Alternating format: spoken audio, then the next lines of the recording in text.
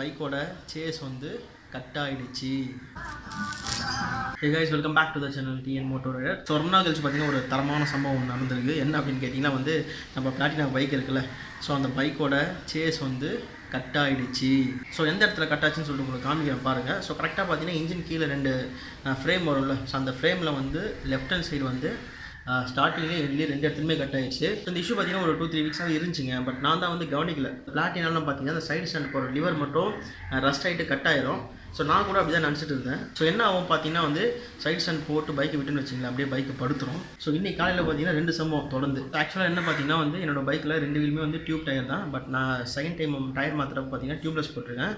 So அந்த bike பார்த்தீங்கன்னா ஒரு 1 வீக் எங்கேயாவது விட்டுன்னு வச்சிங்களேன், சம்டைம்ஸ் எப்பவுமே ஆகாது, எப்போயாவது பார்த்தீங்கன்னா டயரோட காற்று ஃபுல்லாக அப்படியே இறங்கிடும். ஸோ அந்த மாதிரி பார்த்தீங்கன்னா வந்து ஒரு 2 வீக்ஸ் முன்னாடியே வந்து ஃப்ரண்ட் டயரில் காற்று போயிடுச்சு. ஸோ அப்படியே நான் வண்டியை பார்க் பண்ணிட்டேன். ஸோ இன்றைக்கி வந்து லாக்டவுன் ரிலீஸ் பண்ணாங்களே, ஸோ காலையில் போய் பைக் எடுத்துகிட்டு என்ன பண்ணால் இங்கே தள்ளி போக முடியாதுன்னு சொல்லிட்டு நான் பாட்டு டயரை ஃப்ரண்ட் டயர் மட்டும் கழட்டி கொண்டு போய் பஞ்சர் போட்டு கொண்டாந்து மாட்டிட்டு அதுக்கப்புறம் பார்த்தீங்கன்னா பேட்டரி டவுனு, சார்ஜ் சுத்தமாக இல்லை. ஆல்ரெடி பேட்டரி வந்து கொஞ்சம் வீக்காக தான் இருந்துச்சு.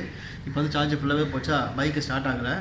நெக்ஸ்ட்டு பார்த்தீங்கன்னா அப்படி இப்படின்னு எல்லாமே ரெடி பண்ணி பைக்கை ஸ்டார்ட் பண்ணிட்டு ஏறி உட்காந்து அதுக்கப்புறம் பார்த்தீங்கன்னா ரியர் டயரும் பஞ்சர். ஒரு பைக்கில் வந்து சேஸ் கட் ஆகுறது அப்படிங்கிறது வந்து ஒரு சாதாரண விஷயம் கிடையாதுங்க என்னை பொறுத்த வரைக்கும். ஏன்னா வந்து எப்படி சொல்கிறது, ஒரு இன்ஜினே வந்து அதுதான் ஹோல்ட் பண்ண போகுது. அதுவே பார்த்தீங்கன்னா இன்ஜின் கீழே இருக்க அந்த ஃப்ரேம் தான் வந்து கட் ஆகிருக்கு. நான் இப்போ உங்களுக்கு காமிக்கிற பாருங்கள், காமிச்சு தான் உங்களுக்கு புரியும். ஸோ இங்கே பாருங்கள், ஸோ இதுக்கு வந்து இன்ஜின் கீழே வர அந்த ஃப்ரேமு இந்த இடத்துல கட் ஆகிருக்கா. இந்த பிரேக் லீவர் இந்த சைட் ஸ்டாண்டை பார்த்தீங்கன்னா கையிலே வளைக்கலாம். இப்போ பாருங்கள் எப்படி வளையுது. ஸோ இதை நான் கவனிக்கவே கிடையாது. நான் இந்த இடத்துல வந்து எப்பவுமே இந்த நெட்டு போல் லூஸ் ஆகிடுச்சுன்னு வச்சுங்களேன், இந்த பிளாட்டினா பஜாஜ்லாம் வந்து பைக் அப்படியே சாயும். ஸோ அந்த மாதிரி தான் நினச்சிட்டு நான் ஃப்ரீயாக விட்டேன். 2 இடத்துல கட் ஆகிருக்கு. இந்த இடத்துலையும் கட் ஆகிருக்கு. இந்த பக்கம் பாருங்கள், இதோ பாருங்கள், இந்த இடத்துலையும் கட் ஆகிடுச்சு.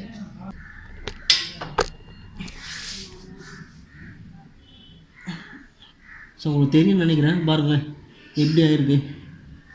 ஸோ இந்த விஷயத்தை பார்த்தீங்கன்னா நான் காலைல அந்த பைக் பஞ்சர் போட்டு ரெடி பண்ணுறப்ப தான் கண்டே பிடிச்சேன்.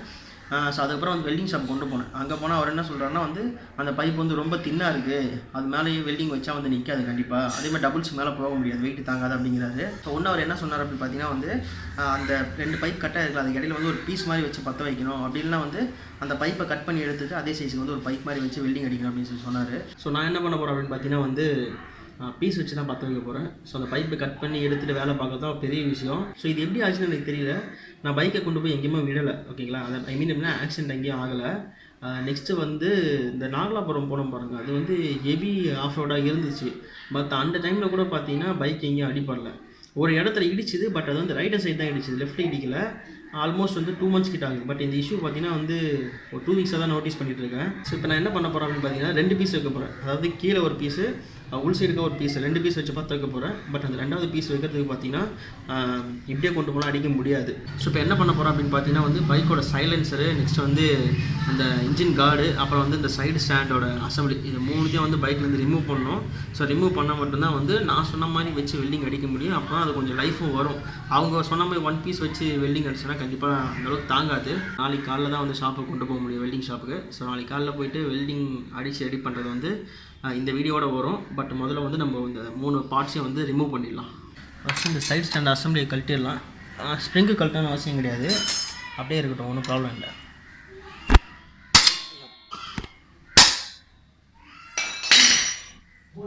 இந்த சைட் ஸ்டாண்ட் ரிமூவ் பண்ணிவிட்டு அதுக்கப்புறம் காமிக்கிறேன் பாருங்கள். ஸோ இவ்வளோ பெருசுக்கு பார்த்தீங்கன்னா கீழே ஒரு பீஸு, உள் சைடுக்கு ஒரு பீஸ் வச்சு வெல்டிங் அடித்தா மட்டும்தான் நிற்கும். என்னென்னு வச்சிங்களேன், இப்போ சைடு ஸ்டாண்டு போகிறோன்னு வச்சிங்க, இது கண்டிப்பாக வந்து அப்படியே பெண்ட் ஆகிட்டே தான் இருக்கும். ஃபஸ்ட்டு வந்து இந்த இன்ஜினோட கார்டு கட்டிடலாம். ஸோ அந்த சைலன்சர் ரிமூவ் பண்ணுறதுக்கு பார்த்தீங்கன்னா ஹெட்டில் 2 நட்டு கொடுத்துருப்பாங்க, தான் ரிமூவ் பண்ணணும். இங்கே 2 இருக்கும், அப்புறம் வந்து ரியர் வீல் கிட்ட ஒன்று இருக்கும்.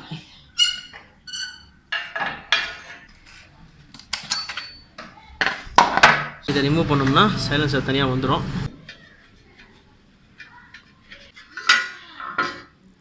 இது கழட்டுனால கொஞ்சம் வெல்டிங் அடிக்கிறவங்களுக்கு கொஞ்சம் ஈஸியாக இருக்கும், வேலை கொஞ்சம் சீக்கிரமாக முடியும். ஸோ பார்த்தீங்கன்னா இந்த 3 ஸ்பேரையும் கட்டி வச்சாச்சு. நாளைக்கு காலையில் போய்ட்டு வெல்டிங் ஷாப் கொடுத்து வெல்டிங் பண்ணி முடிச்சிடலாம் ஒர்க்கை. ஸோ இது எதுக்கு வீடியோ எடுத்து போடுறோம்னு பார்த்தீங்கன்னா, ஸோ பைக்கில் வந்து யாராவது சைட் ஸ்டாண்ட் போட்டு உட்காந்தாலும் இல்லை நீங்களே யூஸ் பண்ணாலும் சரி, ஸோ இந்த மாதிரி வந்து ட்ரை பண்ணாதீங்க. ஸோ எல்லா டைமும் உடையாது, பட் உடஞ்சிருச்சுன்னா பெரிய வேலையாக வச்சிடும். இப்போ மழை தண்ணி பட்டுச்சுன்னா அப்படியே வந்து அந்த ரஸ்ட்டு வந்து எக்ஸ்டெண்ட் ஆகிட்டே போகும், ஒரு இடத்துல நிற்காது. அதுதான் ஒரு பெரிய பிரச்சனை. ஸோ இன்றைக்கி ஒர்க்குங்கிறது முடிஞ்சிச்சு, இதுக்கப்புறம் வேலை எதுவும் கிடையாது இல்லை. ஸோ இதுக்கப்புறம் பார்த்தீங்கன்னா நாளைக்கு காலையில் வெல்டிங் ஷாப் போகிறப்ப கண்டினியூ பண்ணுறேன், ஓகேங்களா. ஹே காய்ஸ் எல்லாருக்கும் குட் மார்னிங். ஸோ டேட் பார்த்தீங்கன்னா ஜூன் 8 மார்னிங் 10 o'clock ஆகுது. ஸோ இப்போ ஷாப் ஓப்பன் பண்ணியிருப்பாங்க தான் நினைக்கிறேன்.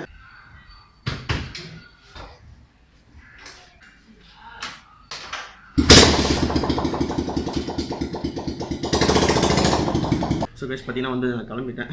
எல்லா பைக்கோட சவுண்டுமே பார்த்தா இப்படி தான் இருக்கும். சைலன்ஸை ரிமூவ் பண்ணால் சரி வாங்க கிளம்பலாம்.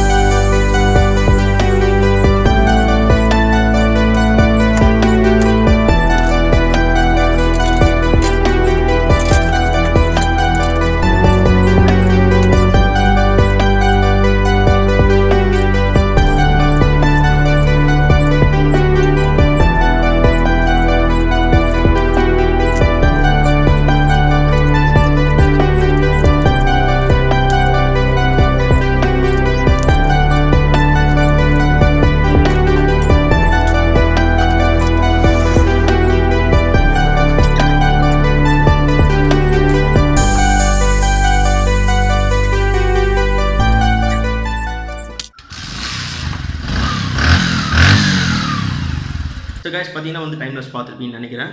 ஸோ ஒரு பெரிய வேலை முடிஞ்சுங்க. ஏன்னா வந்து இதை லேஸ்ட்டு விடக்கூடாது, அப்படியே டெவலப் ஆகி போயிட்டே இருக்கும் அந்த ரஸ்ட்டுங்கிறது.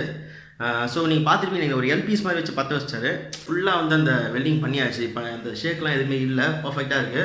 இன்னொரு விஷயம் என்னென்னு பார்த்தீங்கன்னா, அந்த கடைக்கிட்ட போயிட்டு என்னால் அந்த அளவுக்கு வீடியோ எடுக்க முடியல. ஏன்னு பார்த்தீங்கன்னா அங்கே எஃப்எம் வந்து மூவி சாங்ஸாக போயிட்டு இருந்துச்சா, எல்லாமே பார்த்தீங்கன்னா ஃபேமஸான சாங்ஸு. அது வேறு வீடியோவில் ரெக்கார்ட் ஆகிட்டு அப்புறம் ஏதாவது காப்பிரைட் இஷ்யூஸ் வரப்போகுதுன்னு சொல்லிட்டு அந்த அளவுக்கு வீடியோ எடுக்கலை. ஸோ நெக்ஸ்ட் பார்த்தீங்கன்னா நம்ம என்ன ஒரு ப்ராடக்ட் ஒன்று பர்ச்சேஸ் பண்ணியிருக்கேன். மேபி ஒரு 3 daysல வந்துடும் நினைக்கிறேன். நெக்ஸ்ட் வீடியோ அதுவாக தான் இருக்கும், வெயிட் பண்ணி பாருங்கள். ஸோ இந்த vlog இதோட முடிச்சிக்கலாம். ஸோ இந்த வீடியோ தான் உங்களுக்கு ரீசன் பிடிச்சிருந்துச்சா வீடியோக்கு லைக் பண்ணுங்கள், கமெண்ட் பண்ணுங்கள், ஷேர் பண்ணுங்கள்.